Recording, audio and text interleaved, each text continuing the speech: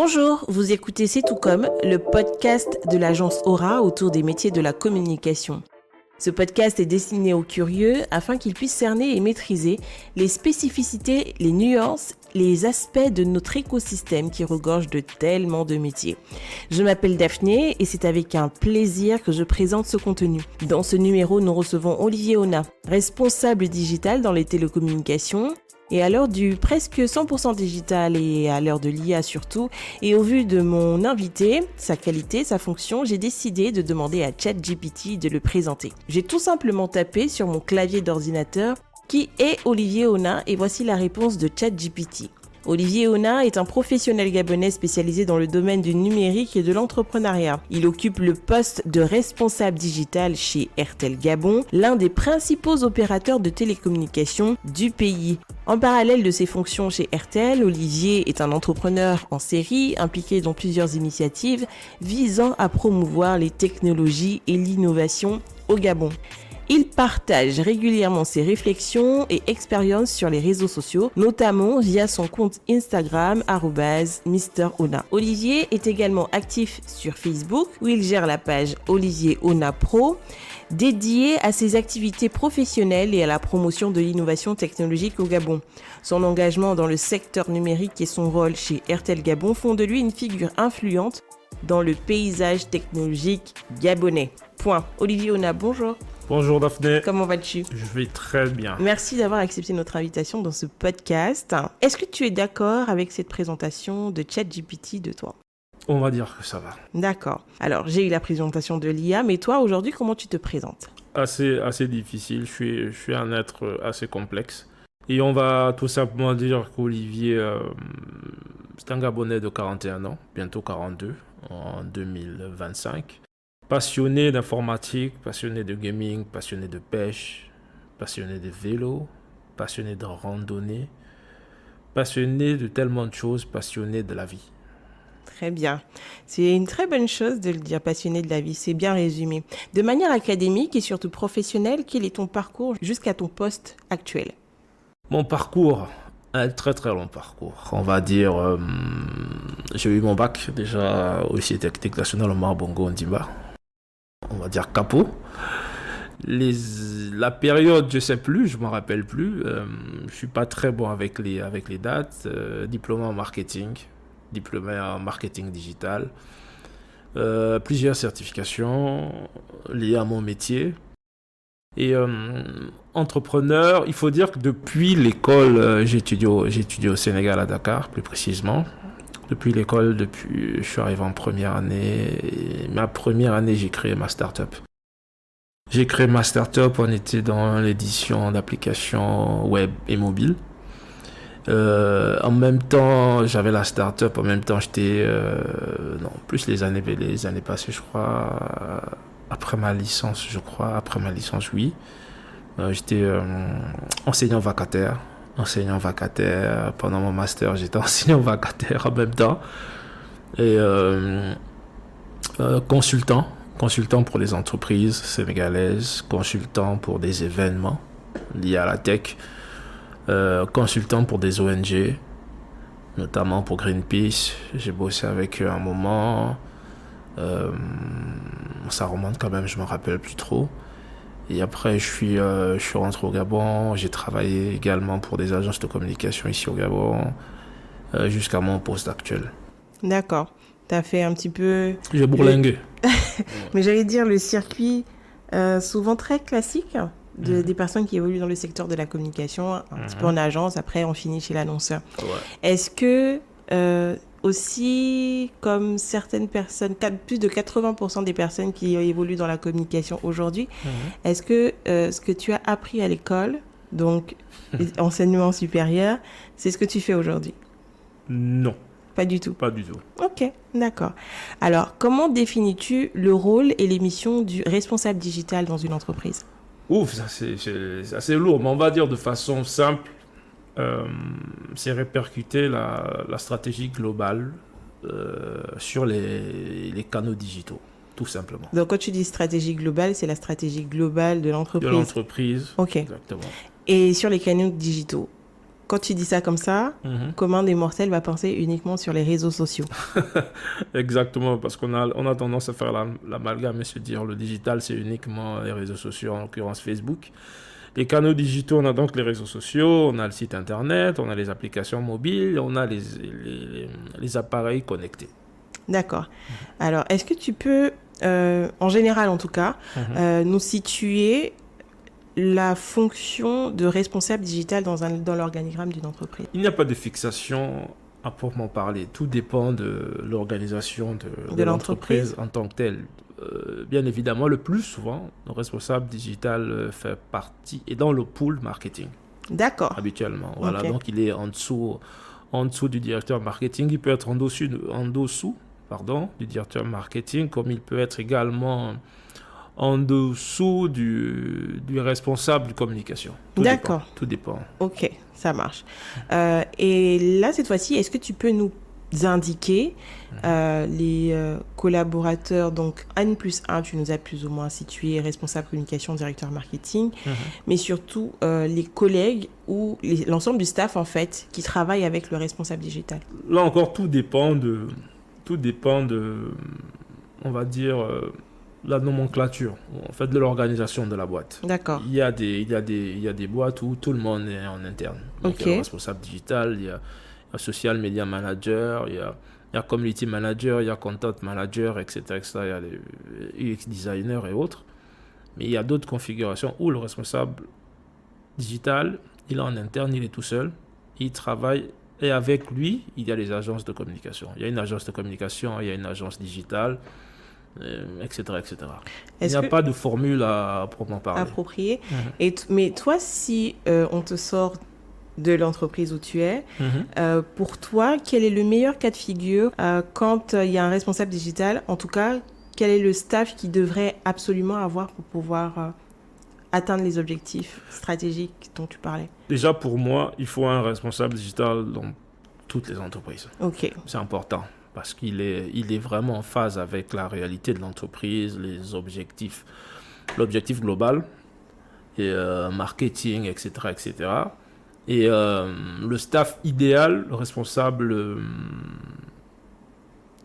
digital, staff idéal.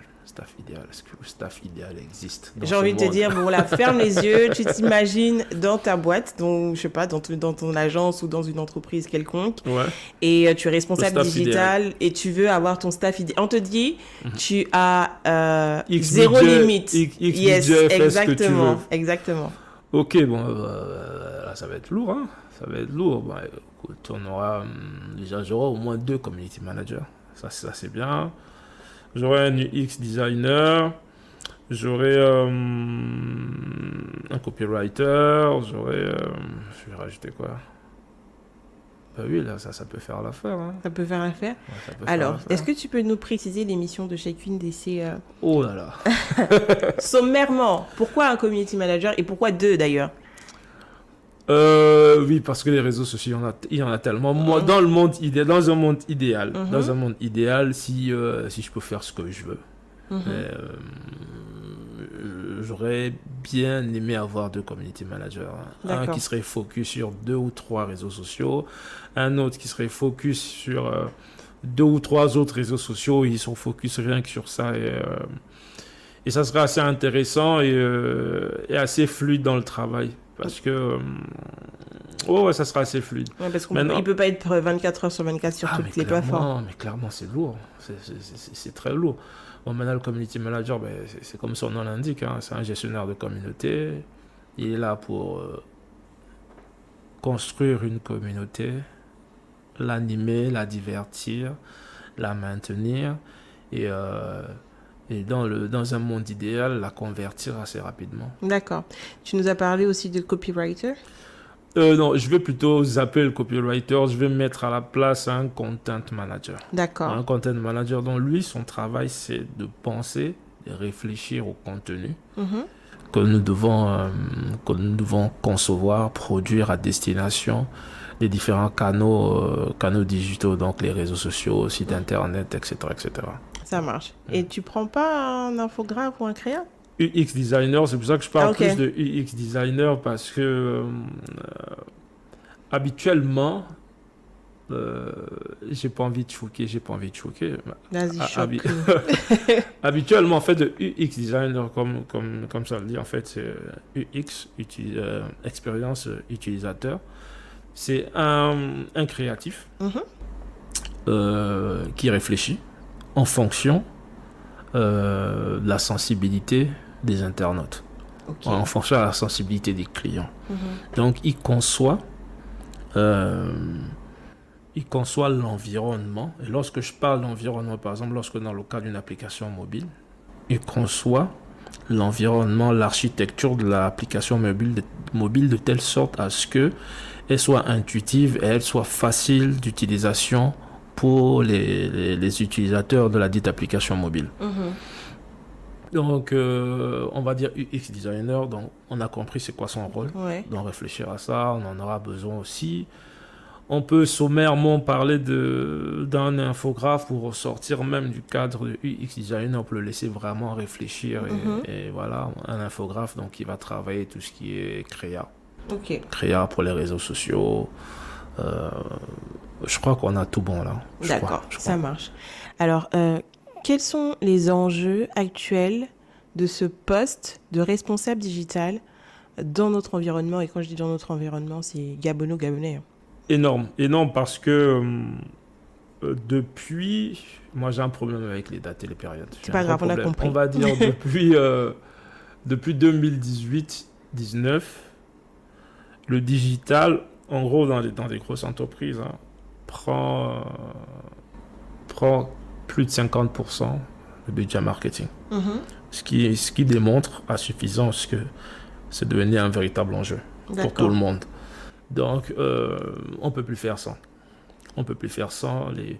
Les Gabonais, là, je vais parler des Gabonais. Les Gabonais se déconnectent. Des canaux traditionnels, donc de la télévision et de la radio, et même la presse papier, ils se déconnectent radicalement.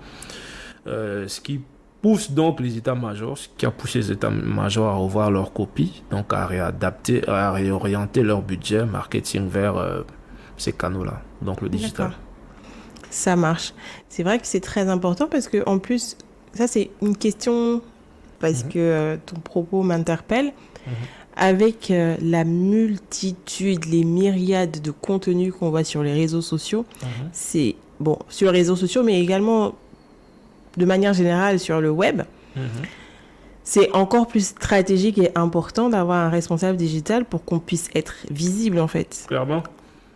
Clairement parce que multitude de points de contact, il y a plusieurs réseaux sociaux. Je vais parler des médias en ligne. Je crois qu'on a atteint facilement les 50 ou peut-être même 100 médias en ligne au Gabon. On a plus d'1 million. On a plus d'1 million d'internautes au Gabon. Et pour toucher ce million d'internautes, il faut produire le contenu adéquat. Non, là, moi, je pense que je suis à l'ailleurs, là. Non? Je suis pas à l'ailleurs. Ok, ça va, parce que moi, je pars rapidement. Donc, l'offre et... pas l'offre. La demande. Est-ce qu'on peut encore parler de demande aujourd'hui? On ne parle plus nécessairement de demande, parce que lorsqu'il y a demande, on essaie de créer un produit adapté. Mais bon, ça, c'est le marketing vraiment hors digital. Parce qu'on va dire sur le digital, ou de façon plus serrée sur les réseaux sociaux, c'est l'internaute ou le socionaute qui a le roi. Donc, en tu gros, as dit c'est l'internaute ou le socionaute. Donc, l'utilisateur des réseaux sociaux. Voilà, le socionaute, c'est lui le roi et c'est lui qui fait le roi. D'accord. Donc, c'est lui qui fait le roi, pas retour sur investissement, mais c'est lui qui fait le roi, c'est lui qui décide si X ou Y contenu touche le million de vues ou pas. Ok. Donc voilà. Donc, pour les séduire, ça devient de plus en plus difficile. Il faut être super créatif. Il faut suivre les tendances. Il faut mieux les anticiper. C'est difficile. C'est difficile de les anticiper. D'accord. C'est très difficile de les anticiper. Moi, j'ai juste envie de dire, il faut suivre le train. D'accord. J'ai envie de faire un shout-out à tous les CM gazés. Parce que, est-ce que tu penses, ça amuse un petit peu, enfin, ça amuse un peu tout le monde, la toile, mais est-ce que tu penses qu'avoir cette ligne éditoriale, surtout ce ton, c'est approprié à toutes les entreprises gabonaises? J'ai envie de dire oui, parce qu'il faut un peu décoincer la com. D'accord. Il faut décoincer la com, parce qu'en vérité, la Tu communication... imagines un CM Gazé sur la page Facebook de la présidence de la République? Non, là, on reste dans les entreprises. D'accord, On reste dans ok. les entreprises. La présidence, ça, c'est autre chose. C'est vraiment un site, voilà. Ouais. Mais entreprise commerciale, je pense que c'est une question de survie. C'est vrai? C'est une question de survie. Pour moi, oui. Ok. Pour moi, oui. Parce qu'en vrai, on n'a pas juste des objectifs en termes de conversion.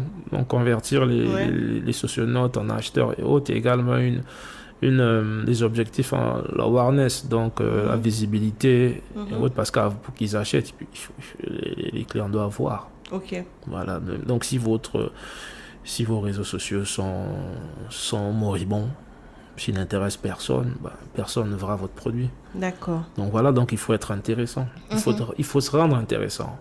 Et voilà, là on parle du concept d'immaturité des community managers et autres, mais bon.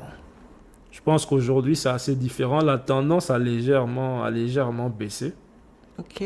Contrairement à il y a 2-3 ans. La tendance a légèrement baissé. D'accord. Les CM deviennent un peu plus matures, on va dire. Ça marche.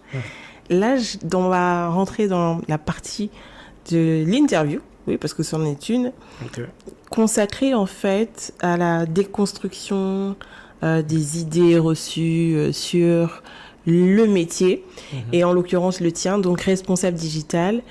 Ça repose sur mes constats, c'est vrai, un petit peu, mais aussi de l'opinion générale. Il s'agit un petit peu d'éduquer surtout. Et les idées reçues du métier de digital, de responsable digital que j'ai listées, la première, c'est la communication digitale n'a rien à voir avec la communication traditionnelle. Clairement. D'accord. On peut en savoir plus, pourquoi? Pour moi, la communication classique ou traditionnelle répond à la fin d'une dictature. Parce que nous étions dans une période où il n'y a pas de réseaux sociaux, il n'y a même pas Internet. Nous sommes soumis au dictat des communicants. Lorsqu'ils viennent vous dire 1 + 1 = 2, vous n'avez pas le choix que d'accepter que c'est égal à 2. Parce que vous n'avez pas le moyen... Vous n'avez pas le moyen de renchérir, de réagir, parce que, on va prendre un exemple simple. Gabon Télévision passe une information comme quoi 1 + 1 = 2. Donc 1 + 1 = 3. Comment vous contestez cette information? Le téléphone à l'époque coûte cher. Plusieurs foyers gabonais n'ont pas de téléphone. Mais comment ils contestent 1 + 1 = 2 Égal à 3, pardon. Comment ils le contestent? Ça, c'est compliqué. Dans leur maisonnée? Mais dans leur maisonnée, mais avec quel impact? Avec zéro impact. D'accord. Aujourd'hui, avec les réseaux sociaux, Gabon Télévision vient de dire 1 + 1 = 3. Ben, les réseaux sociaux diront non. D'accord. C'est pas 1 + 1 = 3, mais égal à 2. Ok. C'est juste la fin de la parole unique. Tout simplement. D'accord. Et donc, parce que, comme tu l'as dit, je reprends ton expression, fin d'une dictature, mais fin de la parole unique. Donc, ça va maintenant dans les deux sens. Moi, je constate que ça va dans les deux sens maintenant. Les territoires de marque sont connus, mais les voix sont différentes et les uns se servent des autres. Clairement. Ok. Clairement. Mais... En fait, c'est un cycle. C'est un cycle. C'est comme on a vu la période de la communication traditionnelle. On est passé à la communication digitale avec des consommateurs qui deviennent acteurs. On parlait de consommateurs qui deviennent acteurs. Et aujourd'hui, on se rend compte que les consommateurs ne veulent plus systématiquement être consommateurs. Parce que on parle beaucoup de fake news, d'intox, etc. Ils savent plus nécessairement faire la part des choses. Ils n'arrivent plus à capter ce qui est vrai, ce qui n'est pas vrai. Et c'est là où les professionnels de la communication... Je pense que nous avons un grand rôle à jouer.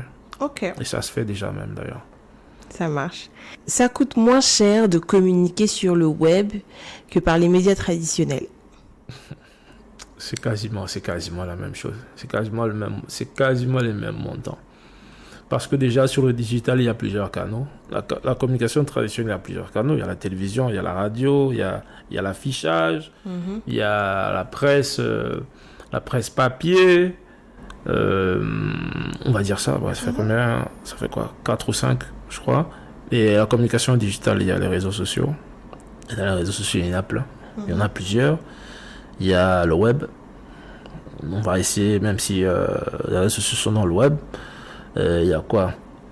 Il y a quoi d'autre? Il y a les appareils connectés et tout ce qui va avec. Ce sont les mêmes coûts. Peut-être un peu plus même pour le digital. Mais Qu'est-ce qui te fait dire ça? Tout simplement parce qu'on va prendre un exemple simple. L'agence Aura, non, on va dire Daphné, elle veut communiquer sur son podcast, sur le Gabon Télévision. Elle fait son spot, elle conçoit son spot. 45 secondes à... Je crois que c'est 45 secondes à Gabon Télévision. Maximum, mais les standards, c'est autre chose. Normalement, c'est 30 secondes. Voilà, bon, on va dire 30 secondes, c'est combien la diffusion, une diffusion? Au moins 75 000 aux heures de pointe. Voilà, 75 pic. Bon, on va dire 75 000 un spot de 30 secondes. Ça fait 75 000 francs, mais ça ne s'arrête pas là, parce qu'en vrai, il y a le coût de production du spot. Ouais. Le coût de production du spot, puis c'est 75 000. On va dire à tout casser, 500 000. Daphné ne fera pas qu'une seule diffusion. Tout à fait. Voilà. Donc, on va dire sur un jour, elle fait 3 diffusions. Donc, on va dire elle fait 2 diffusions, donc 150 000. De lundi à samedi, 2 diffusions par jour, ça fait 12 diffusions, ça fait donc 900 000 francs.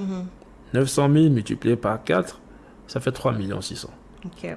Bon, ça, c'est pour la diffusion du spot sur Gabon Télévision. 3 600 000 le mois.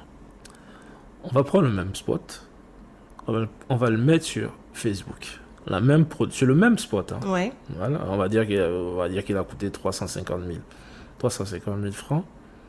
C'est pas un vrai spot. Hein. Les spots ne font pas 350 000 francs. On va dire qu'il a coûté 350 000 francs. On va le mettre sur Facebook. On reste sur un seul canal. On va le mettre sur Facebook. Après, il faut payer la publicité Facebook. Ok. Voilà. Et bien sûr, il y a le ciblage, le targeting, etc., etc. On sera dans les mêmes eaux. D'accord. On sera dans le même zoo. Après, ça dépendra de nos objectifs côté digital et autres. Ouais. Mais on va dire... mais je comprends pourquoi les gens disent c'est moins cher sur le digital. Je comprends pourquoi les gens le disent. Parce qu'ils ne se mettent pas sous le prisme d'une grande boîte, d'une grande entité. Ils le mettent sous le prisme, par exemple, d'une PME, d'une TPE, d'une très petite entreprise.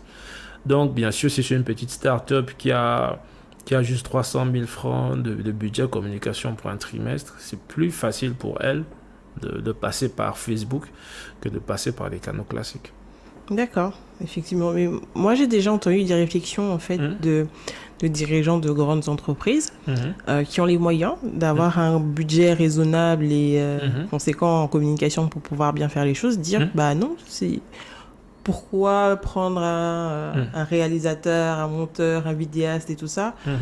T'as le téléphone à la marque à la pomme, là.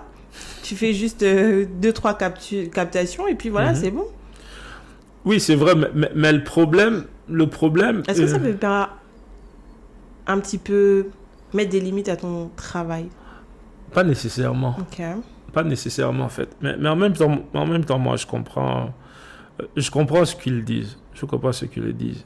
Mais on parlait tout à l'heure de la fin de l'hégémonie des médias traditionnels. Le problème, c'est que les médias traditionnels ne sont pas morts.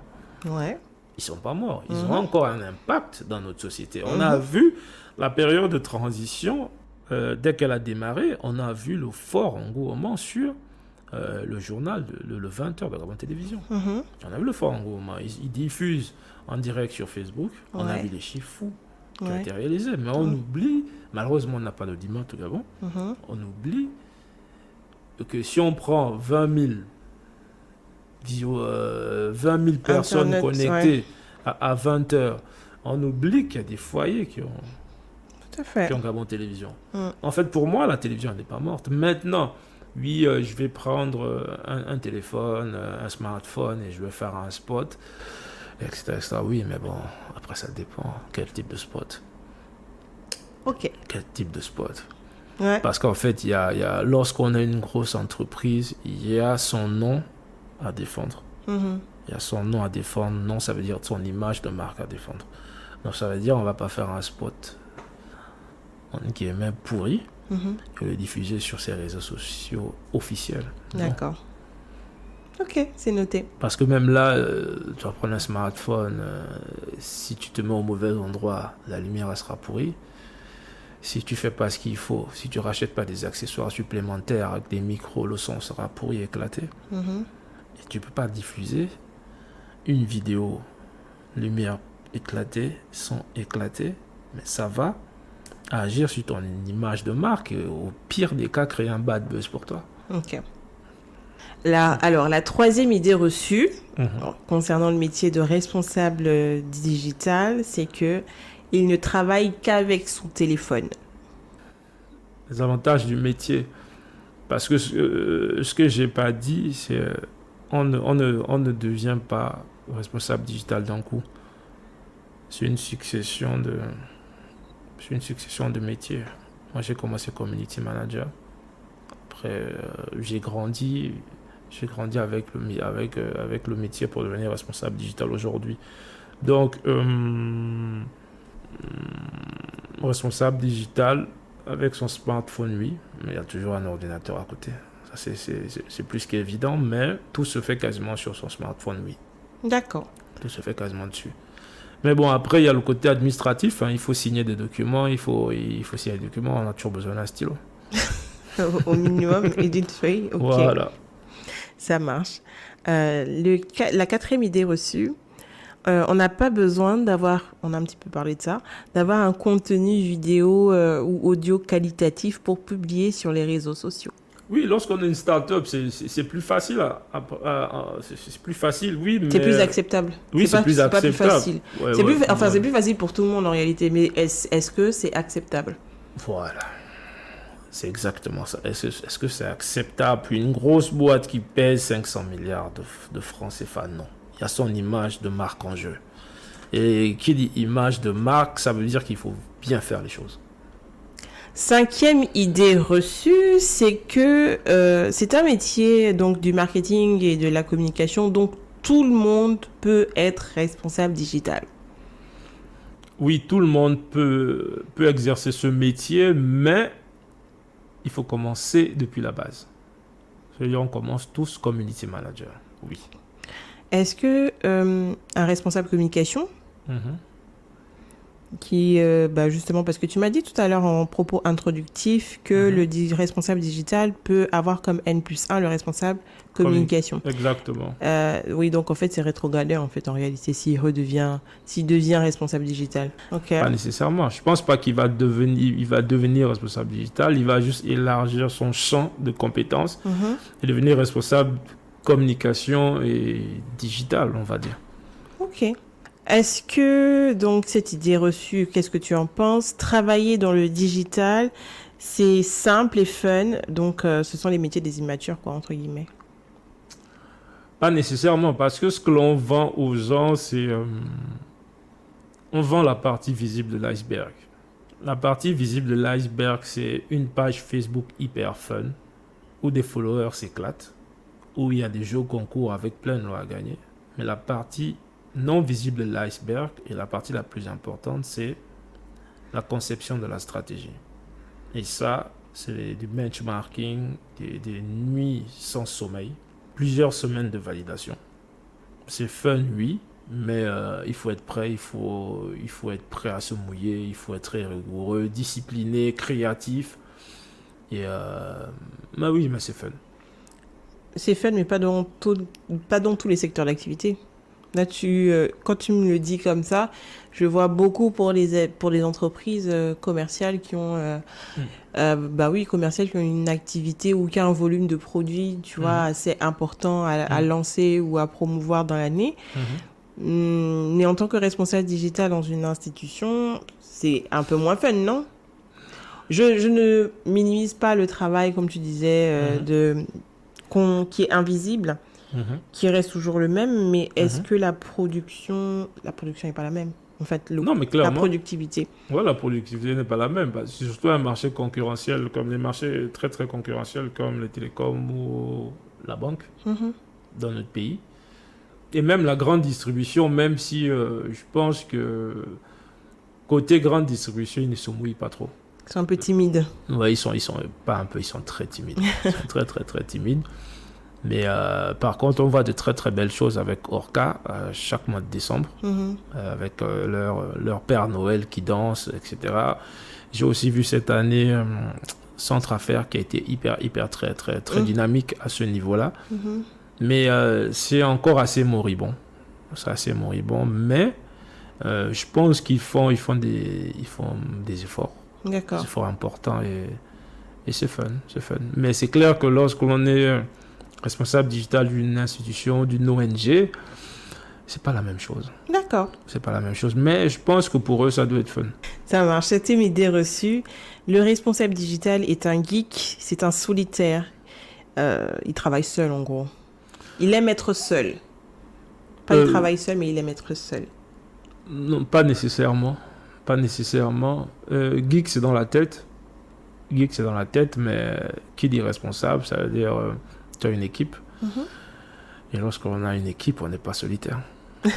Il faut gérer les humeurs, les gens, voilà, les délais. Exactement. Et gérer ses propres humeurs aussi. L'urgence, ok. Le responsable digital sait absolument tout faire. Il est infographe, donc supposément créatif, réalisateur, monteur, programmeur, concepteur, rédacteur, dessinateur, avoir une belle plume. Bref, à la limite, même on demande à ce qu'il soit journaliste. Ah, c'est un couteau suisse, ça n'existe pas. Ok. Ça n'existe pas, c'est pas possible. C'est pas possible parce que, encore, comme je le disais, on est dans une entreprise ou un marché hyper concurrentiel comme les télécoms ou la banque. Ce n'est pas possible. Ce n'est pas possible d'être un couteau suisse. Ce n'est pas possible. C'est vraiment le postulat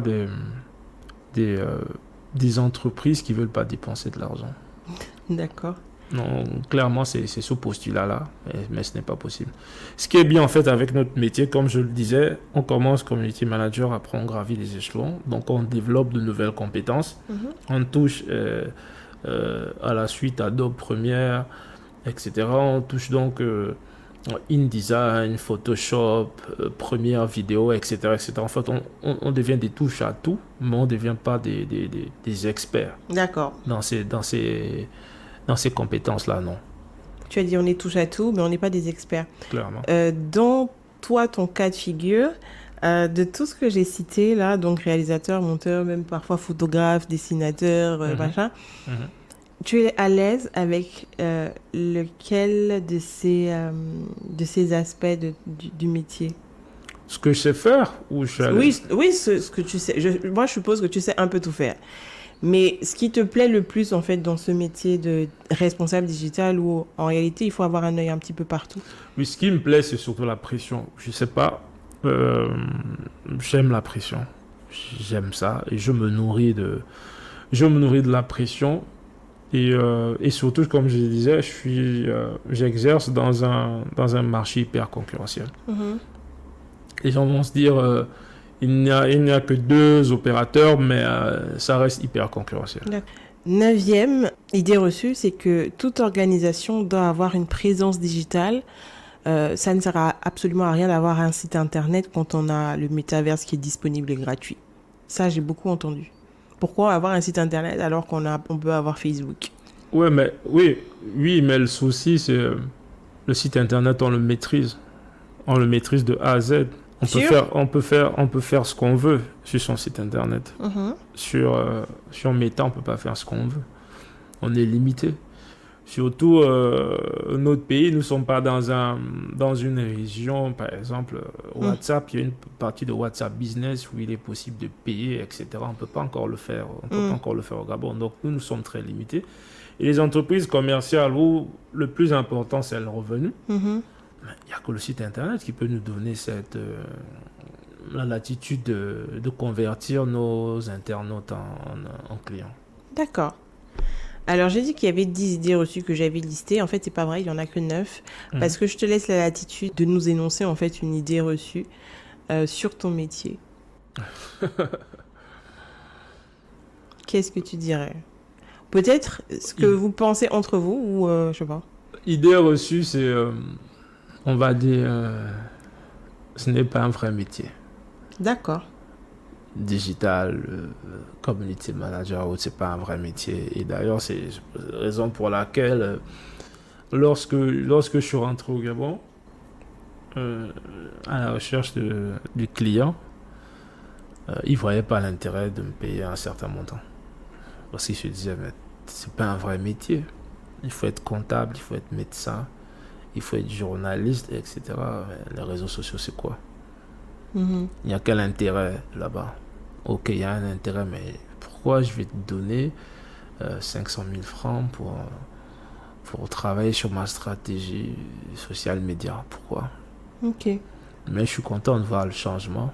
Je vois plusieurs jeunes qui vivent de ça, qui travaillent pas pour des entreprises, qui sont en freelance, qui arrivent à vivre de ça, qui ont des marchés à 500 000 à 1 million. Ça veut dire que les choses changent. D'accord. Les choses changent, c'est très bien. Et c'est la fin de cette conversation, de cet échange. Merci de nous avoir éclairé encore un petit peu plus sur le métier de responsable digital qui, pour certains, n'est pas un vrai métier. Mais c'en est un et c'est encore plus important. Tu nous disais d'en avoir un dans une organisation qui se respecte, toutes les entreprises et toutes les organisations se respectent et on le voit bien. Comme tu me disais, il y a beaucoup de freelance, community manager. Et voilà, quoi, c'est important de... Et ils ont tous... je vais juste rajouter ceci, parce que lorsque j'ai la possibilité de discuter avec des jeunes, je l'ai fait l'année dernière, je crois que c'était en mai ou en juin, pour la journée mondiale du community manager, je crois. Je disais aux jeunes, c'est bien d'être freelance, mais ce qui est encore excellent, c'est... Vous pouvez commencer freelance, rentrer en entreprise, après vous ressortez. C'est important parce que le community manager qui réussit, c'est celui qui arrive à capter le besoin fondamental de l'entreprise. Parce que si vous ne le captez pas, ça ne sert à rien. Au bout de 6 mois, ils vous diront on a travaillé avec vous, mais on n'a rien gagné. Et l'échappatoire, c'est dire c'est vous qui devez construire pour que vous puissiez gagner. Mais non, en vérité, c'est faux. C'est le community manager qui doit driver le client afin de nous baliser le chemin afin qu'il puisse gagner. D'accord. Sinon le métier ne va pas perdurer dans le temps. Ça marche. Merci beaucoup, Olivier. Merci, Daphné. On te souhaite une très bonne fin de journée et on est en début d'année. Bonne fin de l'année. J'allais dire bonne fin d'année, mais surtout bonne année. Bonne année, Olivier. Bonne année, Daphné. Bonne année à tout le monde. Merci à tous d'avoir écouté ce podcast. Prochain numéro, un nouveau métier à vous faire découvrir dans ce grand écosystème qui est la communication. Ciao.